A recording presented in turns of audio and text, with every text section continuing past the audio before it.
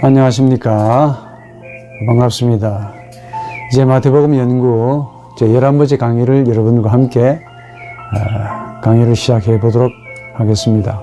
오늘의 강의의 주제는 이 현재라는 문제를 생각해 볼 텐데, 현재는 영혼의 지금 여기서의 순간이 아닌가, 즉 영혼의 한 파편이 아닌가 하는 생각으로 강의의 주제를 삼고 생각을 해봅시다.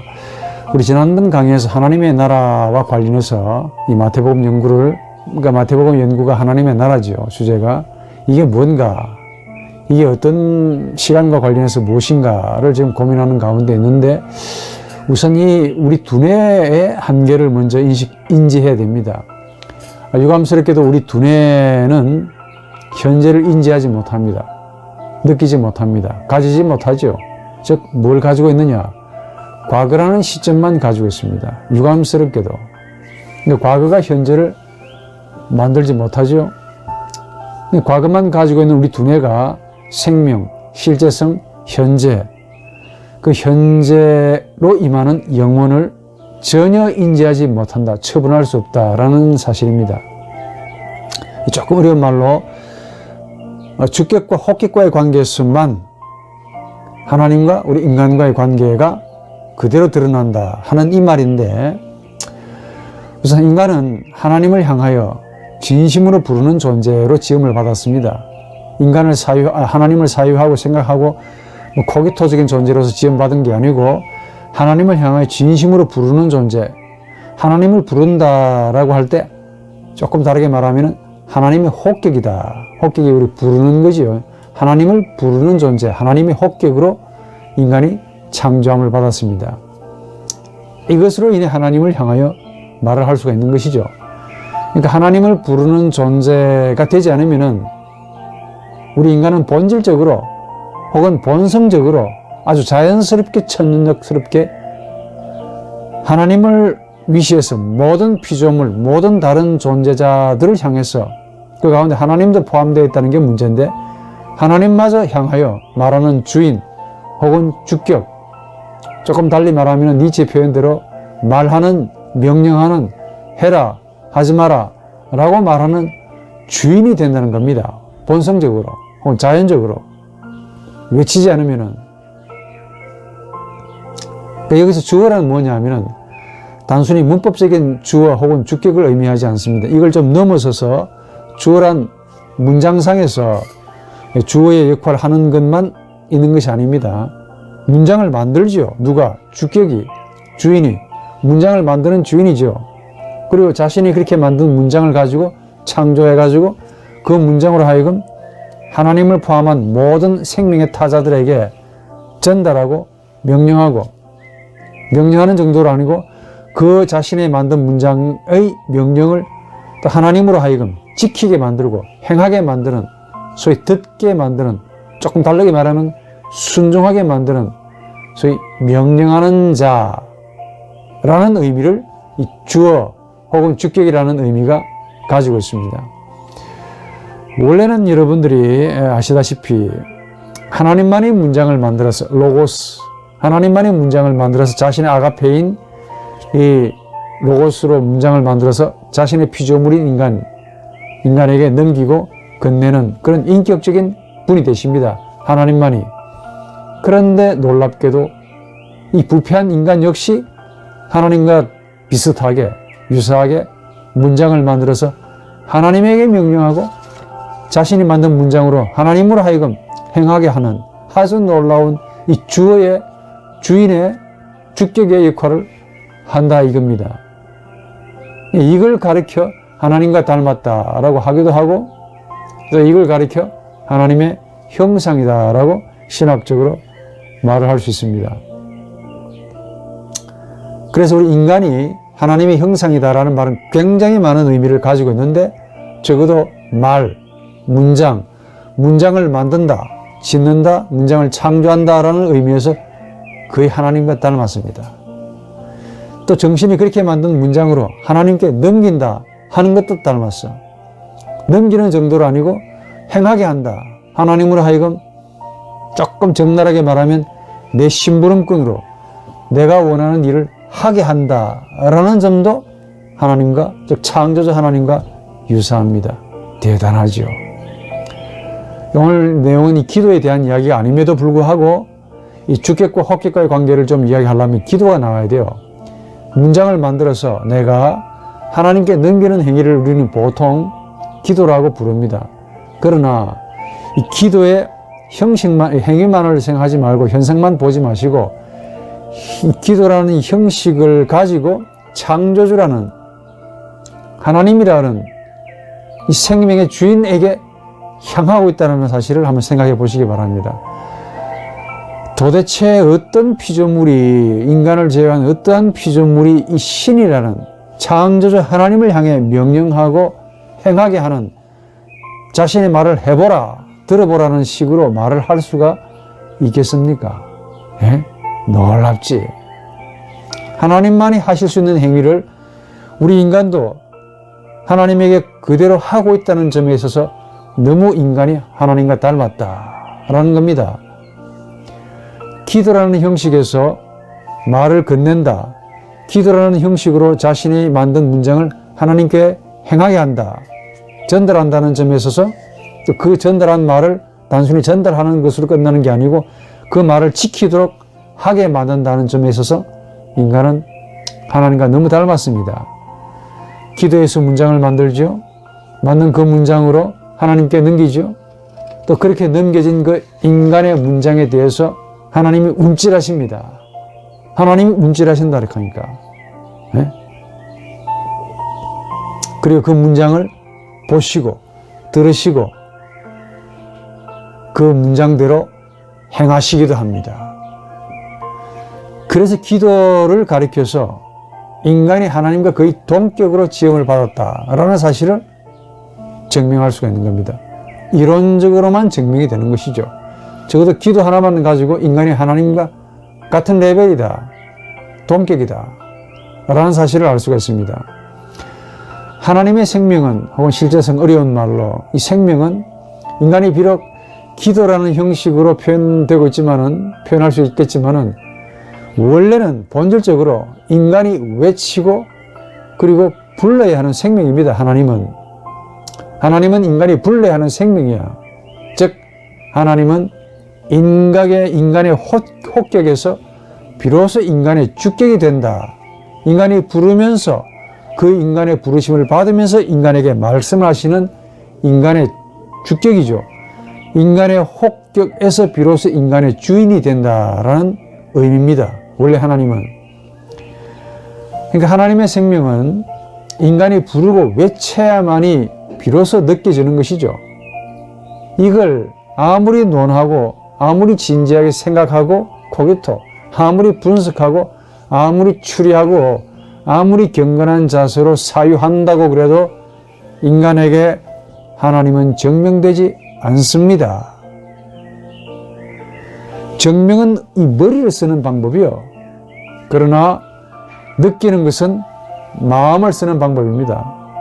그러니까 하나님은 머리를 쓰는 자에게는 도무지 나타나지 않는 거야. 증명되지 않습니다. 마음을 쓰는 자에게 마음으로 느껴지고 그 마음에서 하나님이 나의 주인이다 라는 사실이 느껴지는 겁니다. 느껴야 되는 겁니다. 이게 하나님을 머리로 증명하려고 애를 쓰는 분들 참 많습니다. 예? 하나님을 머리로 증명하려고 하면은 딱 하나밖에 안 보입니다. 하나님이 있다. 예. 그겁니다. 그거. 하나님이 있대요. 수십 년 동안 머리 써가지고 하나님을 하나님의 실제성을 증명하려고 얼마나 많은 철학자들이 노력을 했겠습니까? 결론은 딱 하나입니다. 하나님이 있다, 이게. 인과율적인 법칙으로 하나님이 있대요. 근데 하나님이 살아계신다라는 사실은 증명할 수가 없는 거예요. 우리 인간의 두뇌의 한계입니다. 인간이 하나님을 불러야 되는 겁니다. 인간은 원래. 이 부른다는 것. 인간은 하나님을 불러야 부르면서 보신 이 자신의 모든 그 생명의 리얼리티, 이 실제성이 일어나는 존재입니다. 불러야 사는 존재예요. 그리고 그 부르심에 하나님이 응답하신다는 점에 있어서 인간은 하나님의 혹격입니다. 하나님을 부르는 외치는 존재, 호격이라고 말이죠. 인간은 하나님을 불러야 사는 존재, 하나님이 호격이고, 하나님은 이런 인간을 위하여 자신에게 혹은 자신에게 부르는 그 인간을 향하여 자신으로 응답하시는 말씀, 로고스 혹은 문법적으로 주격, 영적으로 주인이 되신다. 인간의 주격이지요. 인간은 하나님의 호격이고, 하나님은 이런 하나님의 호격인 인간을 향한 인간의 주인, 주격이라 그 말이죠. 그러니까 인간은 하나님의 호격으로서만 실제할 수 있고, 이게 참된 인간이야. 하나님은 이런 인간을 위해 자신으로 응답하시는 인간의 주격 혹은 주인이시기 때문에, 그래서 주격과 호격 외에 그 어떠한 이론으로도 하나님의 생명, 실제성을 증명할 수가 없습니다. 그리고 하나님의 생명, 실제성은 증명될 필요도 없다 하니까 주인이 왜 스스로 자신을, 주인이 왜 어떻게 종에게, 인간에게 증명이 돼야 되겠습니까? 증명될 필요가 없죠. 이렇게 본다면은 하나님이 있는지 없는지를 애를 써서 증명하려고 하는 모든 시도들은 정도의 차이만 있을 뿐이 전부 다 이게 불경제다. 불경제에 해당될 겁니다. 경건한 행위가 아니고 불경제. 논하는 것이 불경제지요, 사실. 하나님을 불러야 되는 존재인데 하나님을 가지고 도마 위에 얹어놓고, 생각이라는 도마 위에 얹어놓고 논하고 있네요. 이게 아무리 하나님을 증명하려고 애를 쓰는 이런 마음으로 논한다고 할지라도 그 자체가 이미 불경제입니다. 불경제라고. 경건하지 않은 육체의 정욕입니다. 그러면은 우리가 하나님을 정말 논하지 말아야 될 것입니까? 예, 맞습니다. 하나님은 논함의 대상이 아니야. 인식의 대상이 아닙니다. 설명의 대상도 아니야. 사유의 대상은 더더욱 아니고, 하나님을 증명하려고 애를 쓰는 모든 노력, 이 전부 불경제에 해당됩니다. 적어도. 그러나 어떻습니까? 신을 논해야 하는 학문이 몇 개 있습니다. 그 가운데 하나가 첫 번째 신학이고, 또 다른 하나는 철학이죠. 그러니까 이 신학이라는 학문, 철학이라는 학문, 이 논할 수 없는 이 생명을, 하나님을 논해야 하는 죄를 범하고 있다. 그래서 논할 수 없는 생명을 논해야 하는 최고의 죄를 범하고 있는 학문이라면 첫 번째가 신학이고 두 번째가 철학입니다. 반대로 생각하시죠? 아주 경건한 학문으로 생각하시는 것 같은데, 제 말로 금붕어가 어항 속에서, 어항 속에 있습니다. 금붕어 어항 떠나면 죽습니다. 이 어항 주인을 아무리 금붕어가 어항 속에서 떠드는다고 해도 그 떠드는 것이 오히려 어떻습니까? 주인을 우스꽝스럽게 만드는 금붕어의 행위죠. 금붕어 안 떠들어도 됩니다. 그냥 금붕어답게 살아가라고. 그런데 금붕어가 어항 속에 있으면서 주인이 살아있습니다, 주인이 있습니다라고 열심히 다른 금붕어한테 떠들어 본다, 이게. 그 어항 속에서의 금붕어지요. 우스꽝스럽습니다. 그런 느낌입니다. 그럼에도 불구하고 이런 면만 있는 게 아닙니다. 하나님이 오히려 스스로 우리 인간들에게 자신의 이름을 주셨다는 겁니다. 바로 여기에 이제 신학해야 하는 혹은 사유를 해야 하는 단초가 제공되는 것이죠. 하나님이 우리에게 이름을 주셨다는 겁니다. 그 주신 이름 때문에 우리는, 하나님을 논할 수 없는 우리는 적어도 하나님을 생각할 수가 있다, 그 말이죠. 하나님이 자신의 이름을 주신 것은 우리에게 사유하라고 주신 것이 아닙니다. 불러라, 그 말이야. 부르라고 주신 것이 분명하겠죠. 왜냐? 우리 인간이 자신의 호격으로 있다는 사실을 너무 잘 아시기 때문에 그래.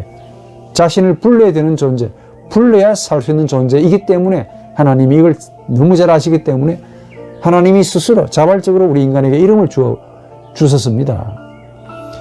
하나님이 자신의 이름을 이렇게 부르라고 하신 것은 우리의 이런 절박한 한계를 잘 아시고 이를 위해서 주신 것이 분명합니다. 왜 그러냐? 만약에 이름이 없다면 우리 인간의 이성은 그분에 대해 전혀 말을 할 수가 없게 됩니다. 왜냐? 이성은 오로지 지난번에 말씀드린 바 3인칭으로만 생각하게 되어 있어요. 몇 인칭? 3인칭으로만 생각하게 되어 있습니다. 1인칭, 2인칭은 이성이 생각할 수도 없고 담을 수도 없어요. 이성의 영역 넘어가 있습니다. 그러니까 생명과 실제성은 1인칭, 2인칭밖에 없다고 그랬죠. 3인칭으로만 인식하는 존재, 인지하는 존재, 즉 3인칭이 뭡니까? 시제로 놓고 보자면 과거지요, 과거. 과거만 이성이 가지고 있기 때문에 그렇습니다. 하나님이 자신의 이름을 이 3인칭의 이름으로 이렇게 주시지 않으면 우리 인간은 하나님을 생각할 수도 없고 하나님을 생각도 못하기 때문에 말을 할 수도 없어요. 더 이상 하나님은 우리에게 생명의 의미가 되지 못합니다. 생각을 못하는데 무슨 생명의 의미가 되겠습니까? 그래서 하나님은 이런 우리의 한계를 너무 잘 아시고 불쌍히 여기셔서 자신의 생명을 인간이 이해하고 인간이 받을 만한 3인칭의 형식으로 지칭하게 하셔서 이름이라는 신비를 우리에게 허락해 주셨지요. 그 이름을 그냥 우리는 하나님이라고 부른다 이게야. 그러나 우리가 하나님이라는 말을 할 때 그 말은 하나님이라는 어떤 분이 가지는 고유한 이름이다 라고 생각하시면 절대로 오산입니다. 크게 오산이라고. 하나님은 하나님이라는 신이 가지는 고유한 이름이 아닙니다. 별명도 아닙니다. 그것은 인간 나의 유일한 당신 혹은 너가 되신다는 인격을 의미하고 있는 하나의 표징일 뿐입니다. 표징, 상징일 뿐이라고 말해요. 상징. 사실 하나님은 우리가 불러야 하는 호격입니다. 호격으로만 실제하세요. 그리고 부르는 우리 인간에게 하나님이 말씀하시는 주격, 그러니까 호격으로 실제하시고 동시에 주격으로만 우리에게 나타나시는 분입니다. 이런 인격이세요. 다시 한번 이 주격과 호격과의 관계를 가장 잘 나타내는 것, 그게 기도인데 기도를 통해서 하나님이 실제하신다? 우리 인간이 얼마나 피조물인가? 하나님이 얼마나 우리를 향해서 자신의 무언가를 나타내 보이고 싶어 하시는가, 사랑하시는가를 알 수가 있을 뿐입니다. 바로 이 기도라는 이 형식에서 하나님과 우리 인간이 서로 교제할 수가 있다는 것이죠. 그 외에 다른 것으로는 하나님과 만날 수 없을 겁니다. 기도에서 하나님은 우리의 주인이 되십니다. 문법적으로 주격, 동시에 기도를 통해서 우리는 하나님을 부르는 존재, 하나님의 호격이 되는 거죠. 이게 원래 원초적인 하나님과 우리 인간과의 관계입니다. 하나님과 우리 인간과의 아주 본질적인 원초적인 관계라고요. 주격과 호격과의 관계가 아니라면 하나님의 현재를 체험할 수가 없습니다. 그런데도 우리 인간의 이성은 이런 신적이고 영적인 관계를 상실했습니다. 그래서 상실했기 때문에 그 상실한 관계를 다시 얻기 위해서 상상하면서 뭘 만듭니까? 과거를 만든다 그 말입니다. 과거. 현재를 상실하고 그 잃어버린 현재를 다시 찾기 위해 만든 시제가, 우리 머리가 만든 시제가 바로 과거입니다. 이 과거 시제가 우리 두뇌가 가지고 있는 근본적인 시제고, 요거는 삭제되거나 제거할 수 없는 시제입니다. 한 번 더. 이 과거라는 시제를 가지고 우리는 현재를 느껴야 하는 피조물이죠. 근본적인 한계를 가지고 있습니다. 과거를 가지고 현재를 느껴야 되는 현재를 느껴야 하는 그런 피조물입니다. 누가? 우리가. 이게 우리 인간이 현재를 만들 수 없는 근본적인 한계라고 합니다. 경계선에 있습니다.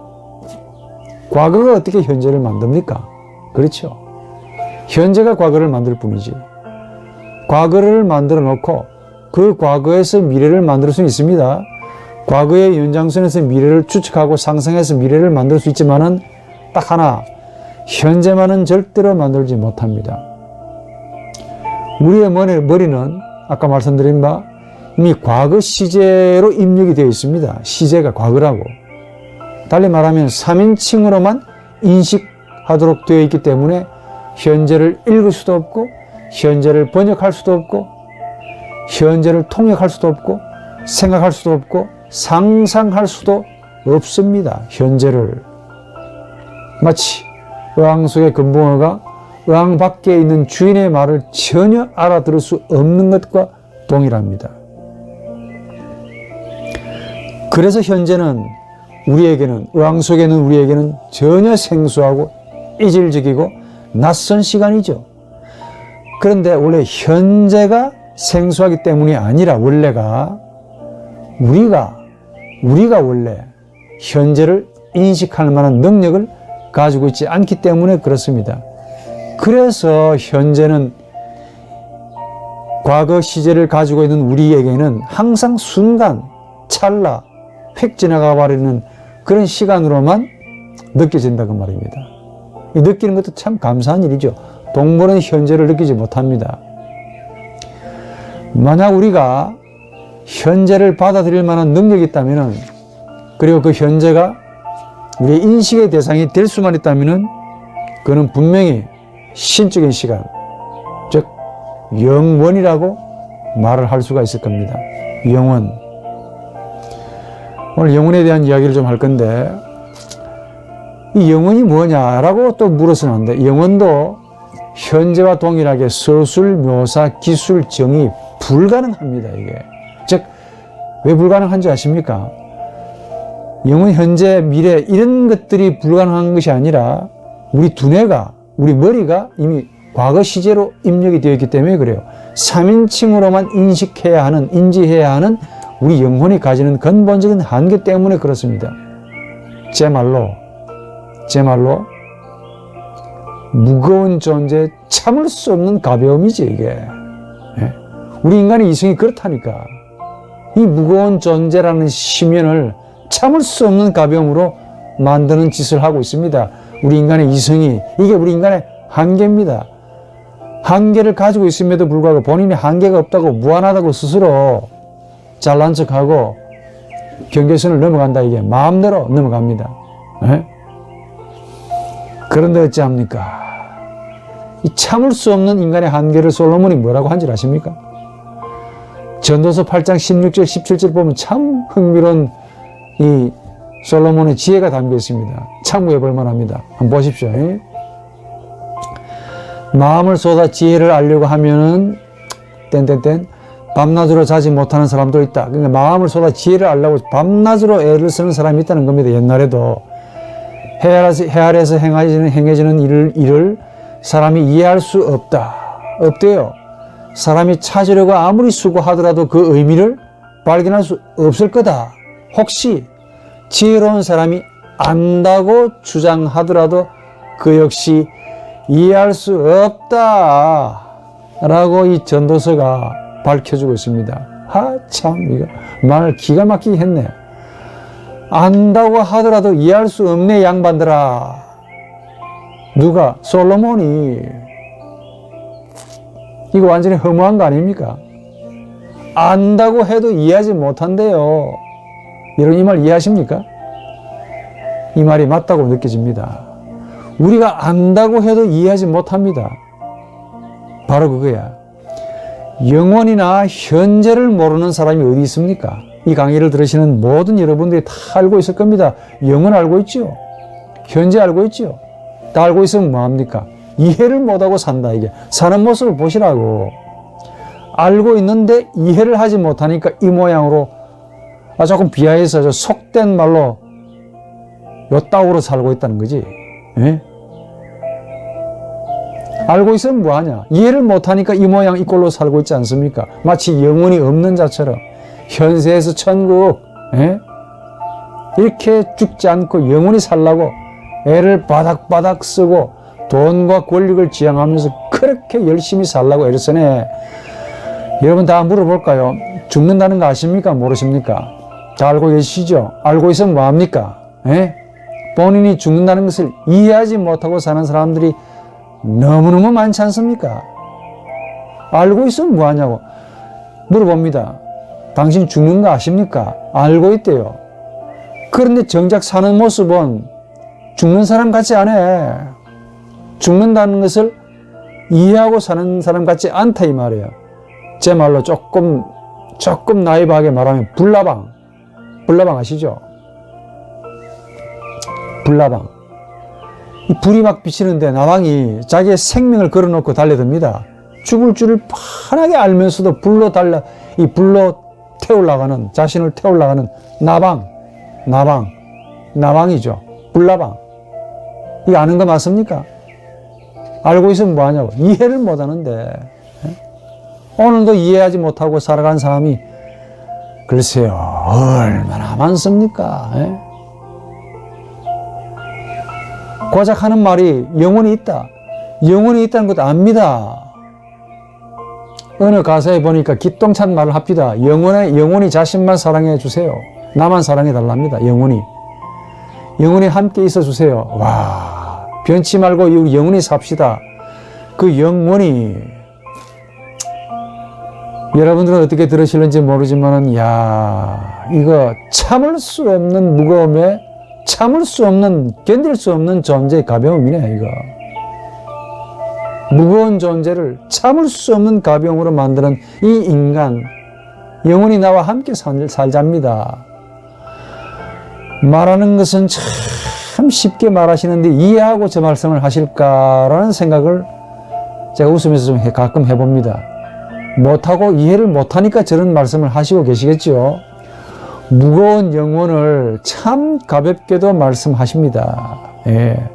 사랑 좀 하신다고 영원히 사랑해달라고 말합니다.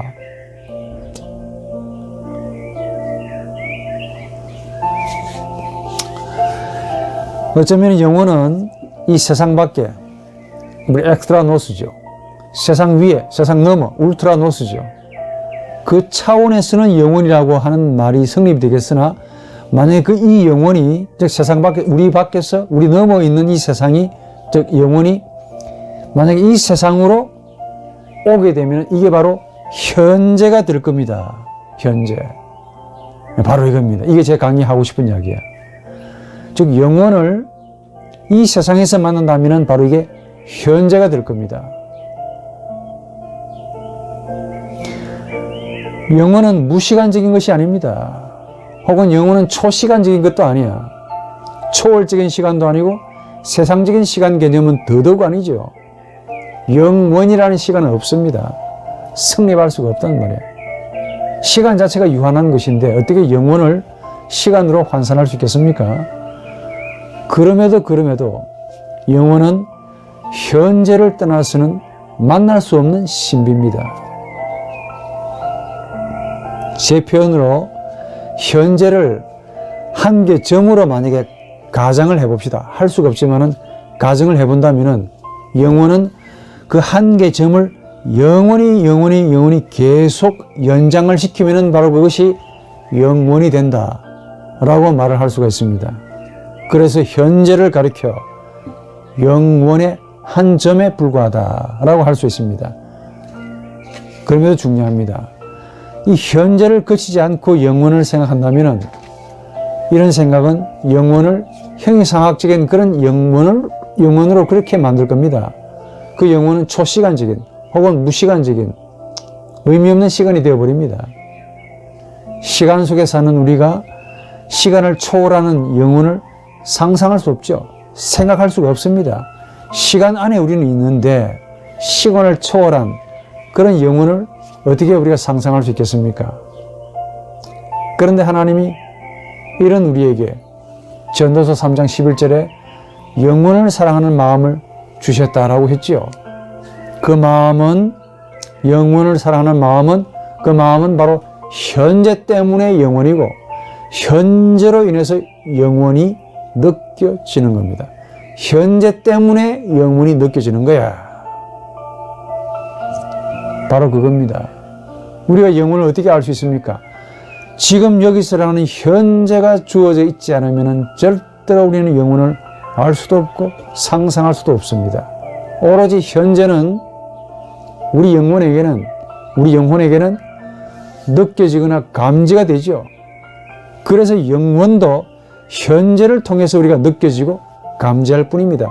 절대로 사유의 대상이, 생각의 대상이, 논함의 대상이, 이론의 대상이 아닙니다.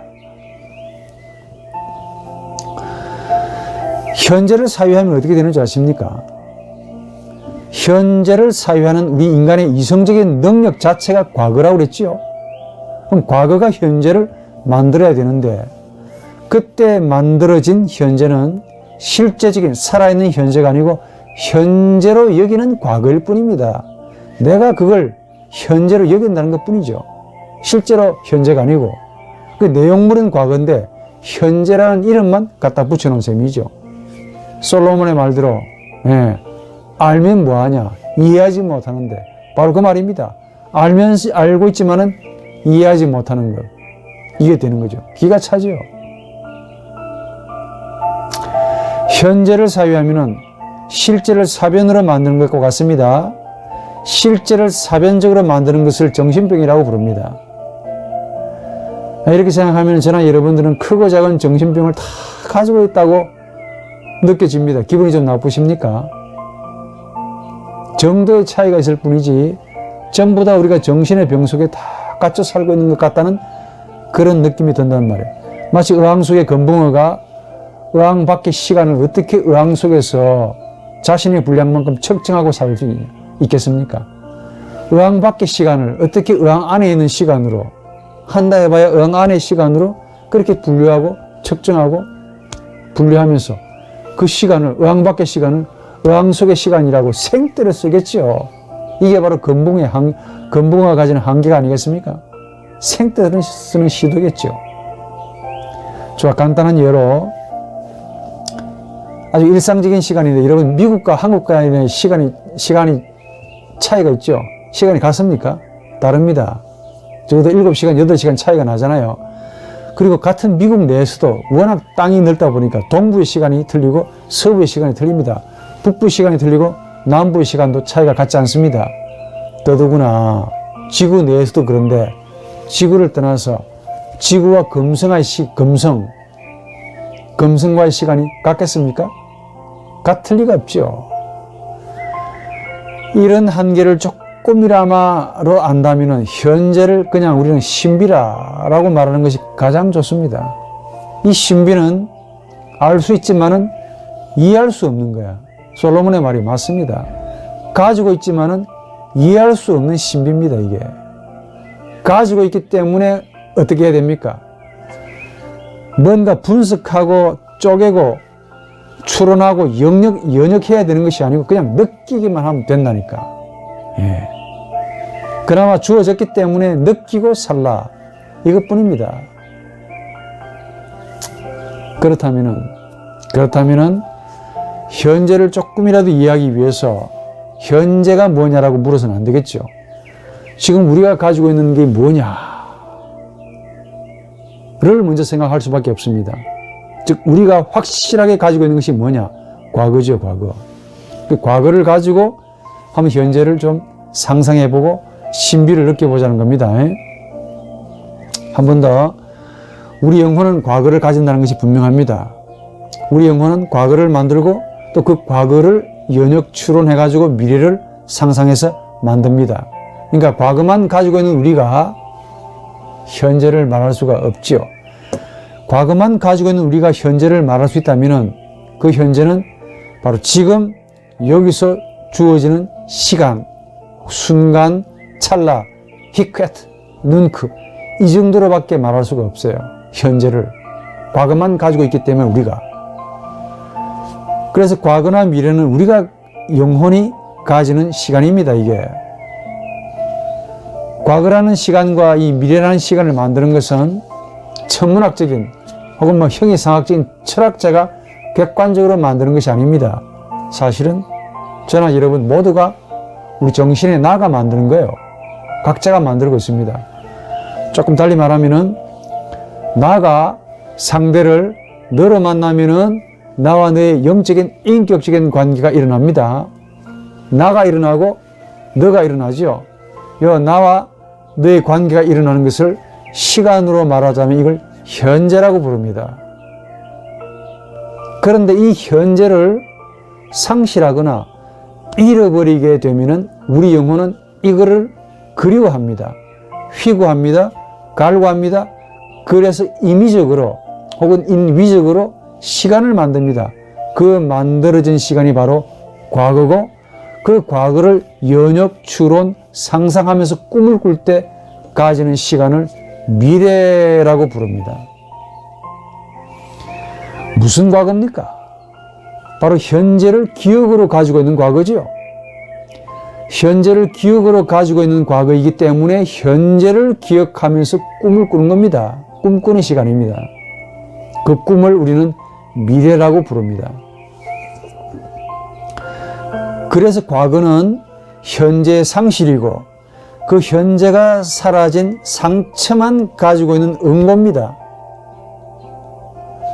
또 미래는 그 상처난 응고된 현재를 상상하면서 꿈꾸면서 만들어진 시간, 그 시간이죠. 그걸 미래라고 부릅니다. 즉, 과거와 미래는 살아있는 실제적인 시간들이 아니라 오로지 우리 머리가 만든 형이상학적인 시간들이고 머리가 만든 추상적인 시간들 뿐입니다. 그냥 시간들 뿐이야. 과거는 현재를 기억으로 가지는 시간이고 미래는 현재를 기대로 가지는 시간입니다. 과거와 미래는 오로지 현재를 바라보고 있고 현재만을 사모하고 있는 시간들이다 라고 말할 수 있습니다. 과거와 미래가 현재로 인해 만들어지고 생겨나는 시간들이죠. 이 시간들은 우리 영혼들이 스스로 만든 임의적인 시간들이긴 하지만은 현재가 주어져 있지 않다면은, 현재가 주어지지 않는다면은 절대로 만들 수 없는 것들입니다. 현재가 주어졌고 주어지기 때문에 그 잃어버린 현재를 기억으로 과거, 그 잃어버린 현재를 기대로 미래. 그래서 현재는 우리 마음대로 처분할 수 없는 시간이라는 그 말입니다. 현재는 주어지고 일어나는 시간이죠. 만들어지고 제작되는 시간이 아닙니다. 만들어지고 제작된 시간을 우리는 과거고 미래라고 부를 뿐입니다.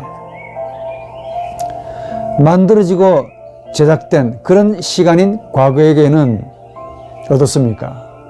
현재는 항상 완벽하게 생소한 것이고 완벽하게 낯설고 완벽하게 놀람, 충격의 새로운 시간입니다. 이 생명의 시간이란 말이에요. 과거에서 현재가 나오는 것이 아니라 현재에서 과거가 나오고 과거에서 미래가 나오는 겁니다. 과거가 현재에서 나온 것임에도 불구하고 차원이 다릅니다. 현재는 과거의 차원과 완전히 다릅니다. 현재는 오로지 일어나는 신비입니다. 신비. 과거에서 현재가 일어난다. 그게 아니라 바로 영혼에서 나온 신비라고 해야 합니다. 뭐가? 현재가. 현재는 과거에서 나온 것이 아니라 영혼에서 나온 신비다. 이겁니다. 이렇게 말하기 위한 것은 바로 하나님의 나라가 현재라는 사실을 말하기 위함입니다. 자, 이렇게 본다면 현재는 어때요? 영혼에서 나온 파편이다 라고 말할 만하지요. 현재는 그래서 살아있는 시간입니다. 영원의 파편, 영원의 한 점, 살아있는 시간입니다. 반면에 과거는 현재가 사라진 시간, 즉 죽은 시간이에요. 여기서 죽은 시간이라고 했는데 소멸된 시간이라는 의미가 아니라 생명이 없는 시간이라는 말입니다. 과거나 미래는 생명이 없는 시간이야. 속된 말로 사체가 가지는 시간과 유사합니다. 사체처럼, 죽은 시체처럼 이런 사체가 죽은 시체와 같은 우리가 가지는 시간이 바로 과거, 그 과거의 연역에서 나온 미래입니다. 꿈꾸는 시간이죠. 사체는 시간 자체가 없습니다. 시체가 무슨 시간을 가지겠습니까? 현재가 없기 때문에 사체와 같은 시간이 찾아오는 거야. 그러니까 하나님이 볼 때, 현재이신 하나님이 볼 때 전부 다 죽은 시간입니다. 생명이라고는 하나도 없는 거야. 마치 태양이 사라지면 자연스럽게 뭐가 옵니까? 어둠이 오죠. 어둠이라는 무엇은 없습니다. 성은 어시고 이름은 둠이라는 어둠은 없다 하니까 어둠은 뭡니까? 빛이 사라진 상태일 뿐입니다. 뭐라 그래?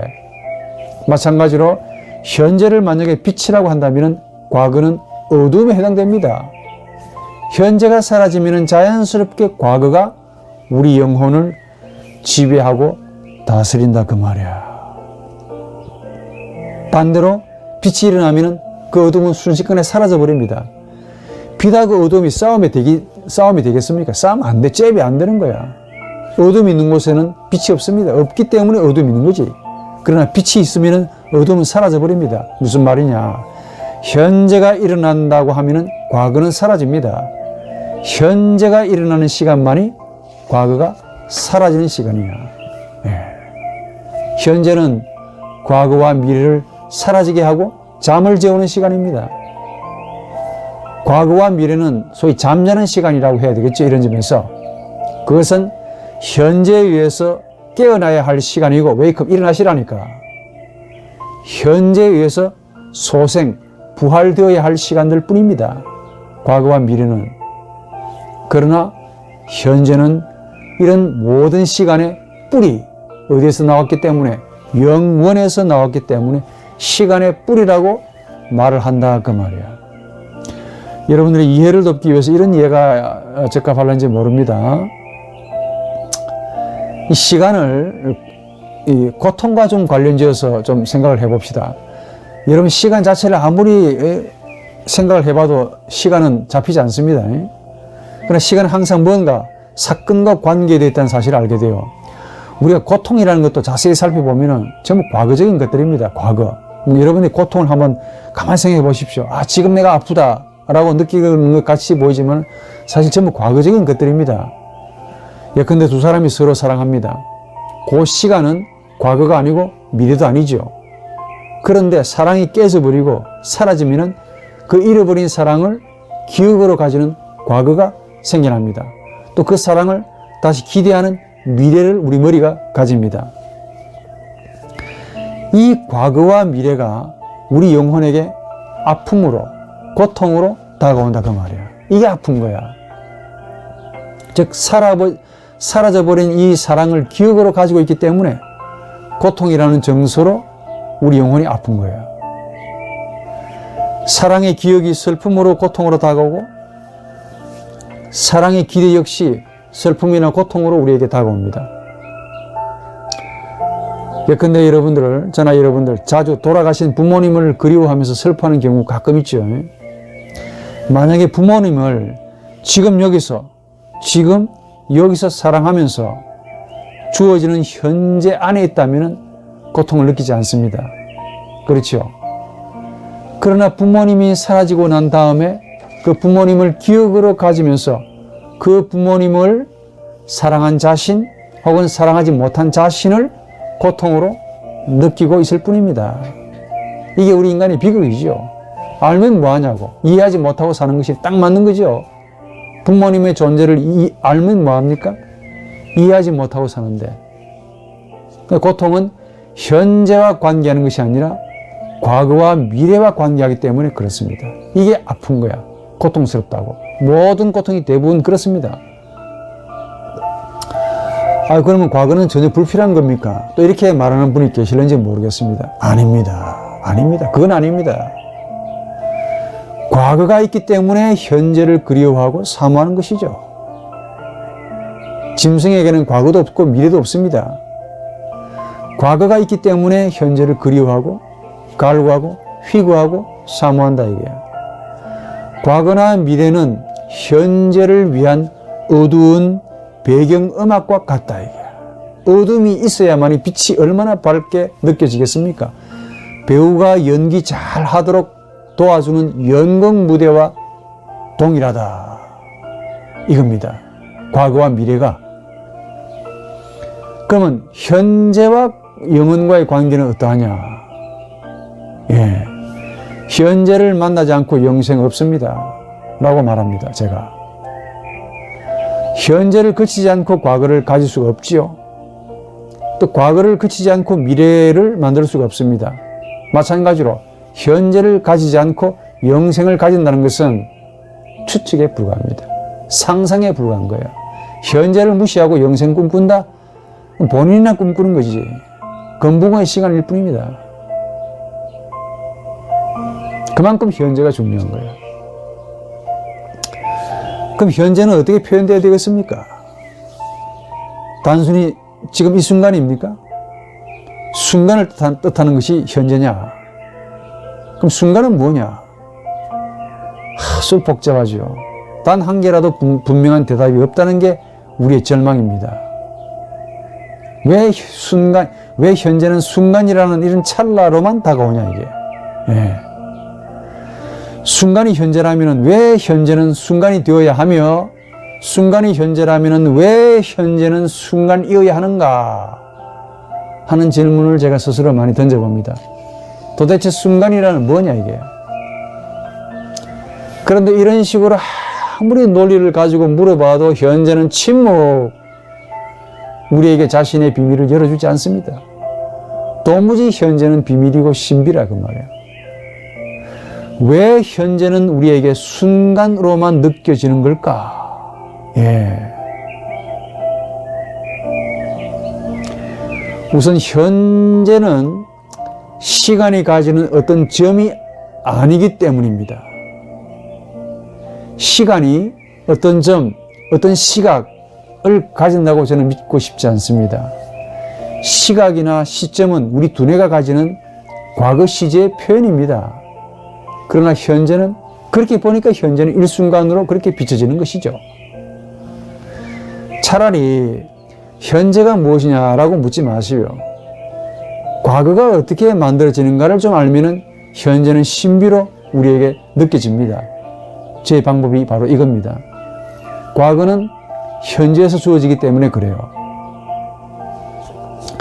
현재 없는 과거는 절대로 성립할 수 없다고 그랬습니다. 그럼에도 불구하고 현재는 우리에게 절대적으로 비밀이에요. 항상 순간, 찰나, 잠깐 손으로 잡으려면 없어. 이론으로 규정하려면 잡히지도 않아요. 우리 처분대로 되지도 않습니다. 우리 머리의 인식의 대상은 더더욱 안 되고, 따라서 과거가 어떻게 주어지는가를 통해서 현재를 느끼는 수밖에 없습니다. 현재는 바로 느끼는 길밖에 없어요. 다른 길이 없습니다. 한번 찾아보십시오. 그러나 과거는 우리가 가지고 있습니다. 자, 과거라고 할 때 과거라는 어떤 것은 실제하지 않지요.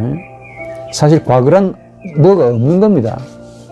과거라는 것은 없어요, 원래. 선, 과시고 이러면 그거 없다 하니까. 조금 더 정밀하게 살펴보면 과거란 우리가 지나간 시점에서 일어났던 사건들, 이 사건들을 기억하고 있기 때문에 우리 머리가 과거를 가집니다. 분석적으로 보면. 그러니까 과거라는 무엇은 실제하지 않습니다. 실제하는 것은 뭐냐? 지나간 시간에 일어났던 여러 사건들이 기억이라는 형태로 우리에게 남아있을 때 그 전체를 가리켜 우리는 과거라고 칭할 뿐입니다. 그래서 만약에 이 지나간 시간에 어떤 사건들이 기억으로 남아있지 않는다면 우리는 과거 역시 가질 수가 없습니다. 그래서 과거의 본질은 지나간 시간에 일어났던 사건에 대한 기억, 이게 중요합니다. 과거란 지나간 시간에 일어났던 사건에 대한 기억일 뿐입니다. 이걸 과거라고 불러요. 사건에 대한 기억이야. 그러면 기억이 바로 과거의 본질이 있지요. 사건에 대한 기억이 바로 과거의 본질이라 그 말입니다. 기억은 도대체 무슨 기억이겠습니까? 예, 사건에 대한 기억이죠. 그냥 기억이 아닙니다. 사건에 대한 기억, 당시에 일어난 사건에 대한 기억이 바로 과거입니다. 이걸 여러분들이 이해하셨다면은 제가 비유를 하나 들어보시죠. 근데 우리가 오늘 저나 여러분들이 밥을 열심히 잘 먹죠. 밥 먹는 것도 기억으로 남습니까? 잠을 잘 주무셨습니다. 기억 남습니까? 이런 것들은 잘 기억으로 남지 않지요. 그렇죠? 왜 기억으로 남지 않을까요? 물론 밥을 잘 못 드시다가 밥을 모처럼 잘 먹은 일이 생기면은 기억으로 남겠죠. 사건이 되겠죠. 근데 보통 우리가 기억을 할 때 우리 마음에 무엇인가 강렬한 충격이나 강렬한 무엇을 받아야만이 기억으로 남는다는 겁니다. 예? 그렇죠.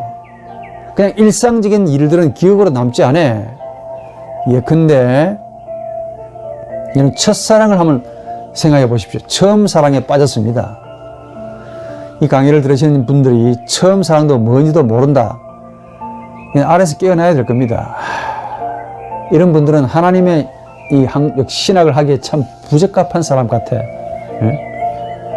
보통 이런 사람들이 첫사랑을 뭐라고 말하는 줄 아십니까? 풋사랑, 철없는 사랑, 일시적인 사랑, 지나가는 사랑이라고 그렇게 여깁니다.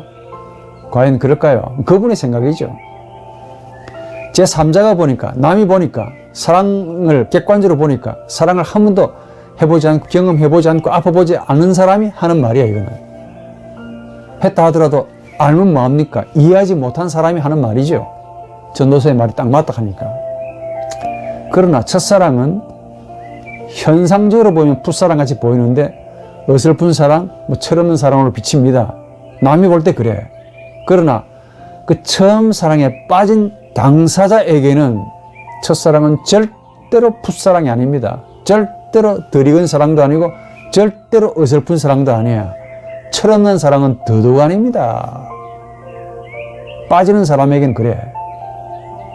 첫사랑에 빠진 본인은 최고의 사랑이고 탁월한 사랑이고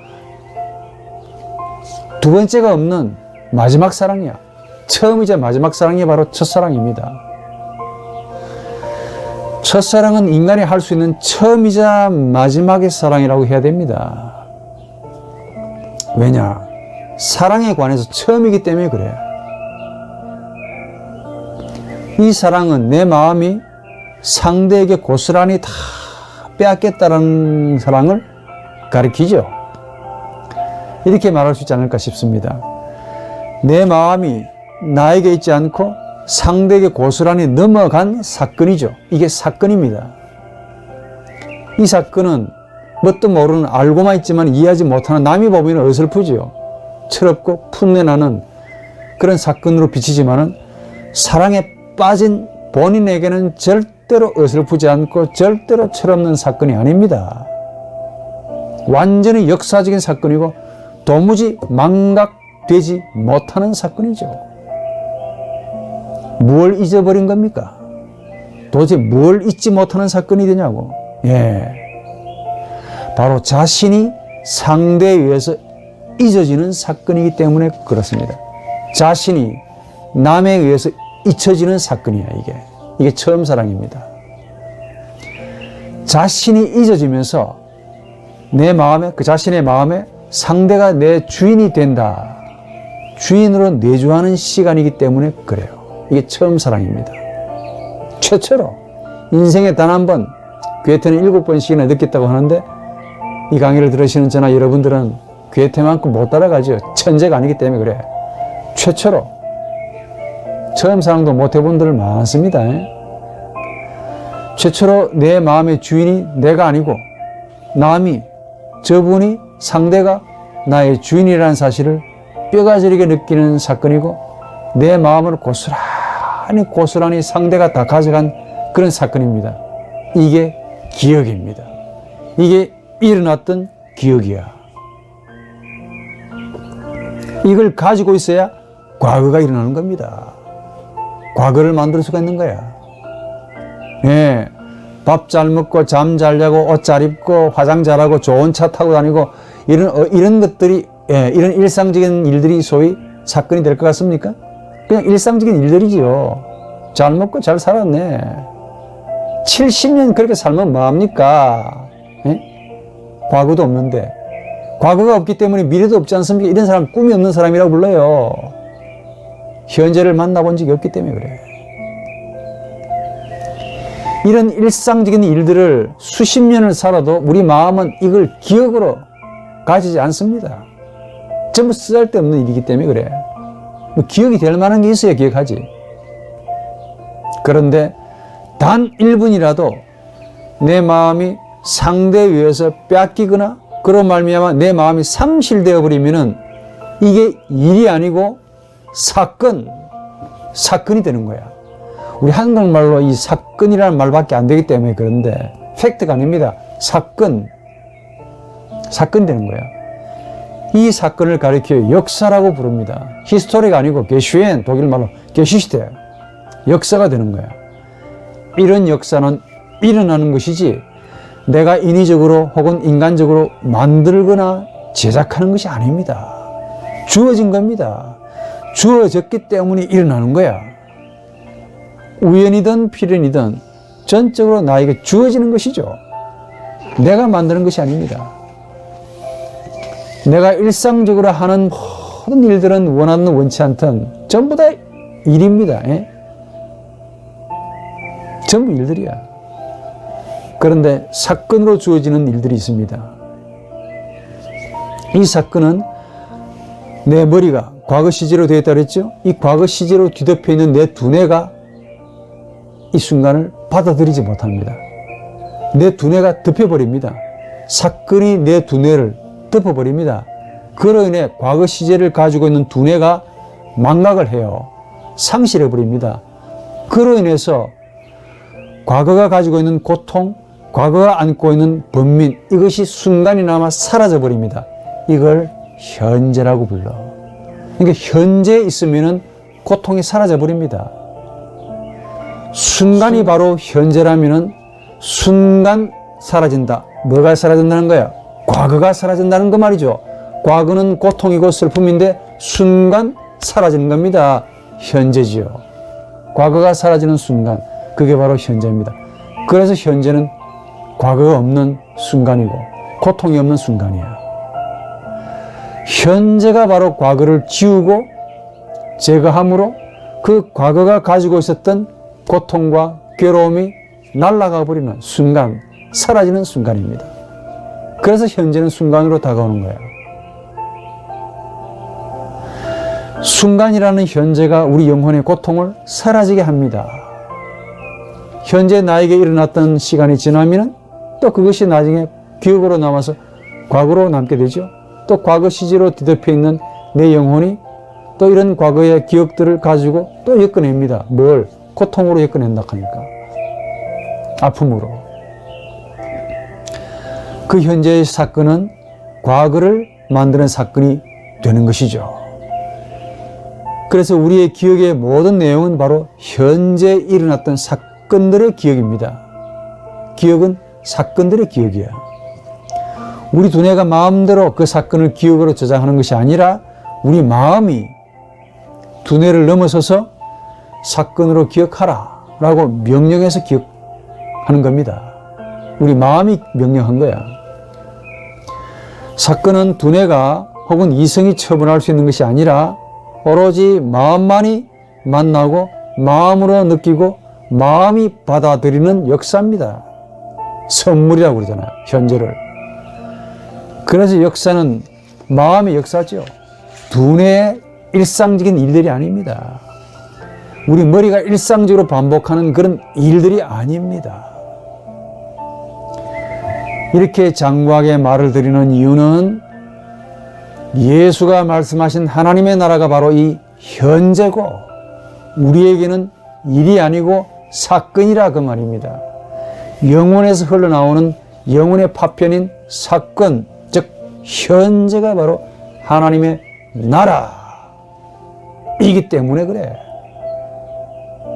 회개하라. 하나님의 나라가 가까웠다. 바로 이 시간입니다. 이 사건은 내 머리나 내 두뇌가 창조하거나 만들지 못합니다. 머리는 아까 말씀드린 바 일어난 일들을, 반복해서 일어난 일들을 고작 계획을 하고 분류하고 분석하고 조직하는 그런 기능만 할 뿐이지 현재를 계획하거나 현재를 분류하지 못합니다. 능력이 안 된다 하니까. 능력의 한계입니다. 현재는 오로지 만남에서 일어납니다. 영적인 만남에서. 그 만남은 나라는 고유성을 불러냅니다. 상대의 고유한 나가 나의 고유한 나를 불러냅니다. 끄집어낸다 하니까 내 마음에서 끌려나간 나는 상대의 나로 덮여집니다. 그게 바로 현재입니다. 그 순간 고통과 슬픔, 괴로움은 순간 사라져버립니다. 덮여버린다 하니까. 제거되는 것은 아닙니다. 순간 사라집니다. 여러분들이 아무리 괴로움과 고통과 아픔이 크다 할지라도 순간이 사라집니다. 순간 그 현재가 얼마나 힘이 센지 70년을 고통한다 할지라도 순간 사라져버립니다. 대단한 힘이야. 이게 하나님의 영혼에서 나오는 현재이기 때문에 그렇습니다. 하나님은 나가 만나는 시간이지 내가 생각하는 과거의 시제가 아닙니다. 대상이 아닙니다. 인식의 대상은 더욱 아닙니다. 하나님은 현재에서 나와 직접적으로 만납니다. 만약 하나님을 영원이라는 이런 무엇으로 표현해야 한다면 영원으로 실제하시는 하나님은 바로 현재로 우리에게 다가오시는 겁니다. 시간 속에 살고 있는 우리에게 현재라는 시간으로 영원이신 하나님이 다가오신다 그 말이죠. 그 현재는 인간 나에게는 역사입니다. 사건입니다. 생소함입니다. 낯선 거고 이질적인 것이고 창조적인 것이고 충격적인 사건입니다. 바로 이 충격에서 내가 원래 가지고 있었던 과거의 시제, 고통, 괴로움, 슬픔, 눈물, 아픔, 순간 사라집니다. 순간. 적어도 우리 예수께서 제시하시는 하나님의 나라가 바로 이 현재를 말씀하고 계신다는데 주목하셔야 됩니다. 오늘 고통이 얼마나 많은 시대입니까? 아픔이 너무 많은 시간이고 하루 때때로 시간 때때로 날마다 겪는 이 일상적인 일에서 주어지는 슬픔, 고통, 괴로움, 힘듦, 좌절, 절망.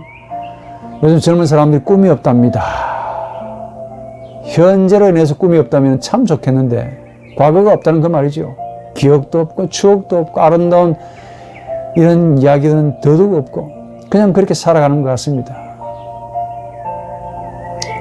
하나님이 우리의 현재입니다. 영원하신 하나님이 시간 속에 살고 있는 우리를 불쌍히 여기셔서 현재로 다가오신다. 이게 이 순간은 나에게 역사고 그리고 이 순간이 우리 머릿속에서 기억으로 저장되면 잊을 수 없는 하나님의 기억을 생각하면서 하나님을 그리워하고 하나님을 사모하게 되고 여기에서 종교가 나오고 기도가 나오고 하나님을 향한 열망이 일어난다 그 말입니다. 어디에서 이런 영혼을 맛볼 수 있겠습니까? 이런 현재를 무시해버리고 영혼을 맛보겠다. 꿈꾸는 시간이죠. 현재를 소중히 여기시기 바랍니다. 현재는 나와 너의 영적인 만남에서 일어납니다. 그 나와 너의 영적인 만남이 하나님이 우리에게 주시는 선물, 프레젠트. 그래서 프레젠티아, 풀에 앞서 있는 것을 느끼는 것이 현재라고 말하지 않습니까? 이런 현재 속에 사시는 여러분들이 되시기를 바랍니다. 하나님은 멀리 계시는 분이 아니라 지금 우리와 함께 계신다는 사실을 현재의 사건 속에서 만나고 있습니다. 그 만남을 알고 이해한다면 실제로 역사가 일어나죠. 그러나 태반의 사람들은 알지만은 이해하지 못하고 삽니다. 그러니까 슬픔이 많은 세상이죠. 회개하라, 천국이 가까웠다. 하나님의 나라가 가까웠다. 라는 이 예수의 절박하고도 심오한 이런 시간의 부르심, 현재로의 부르심, 이런 부르심에 거절하지 말기 바랍니다. 하나님의 영혼이 현재에서 일어나는 순간이기 때문에 그렇습니다.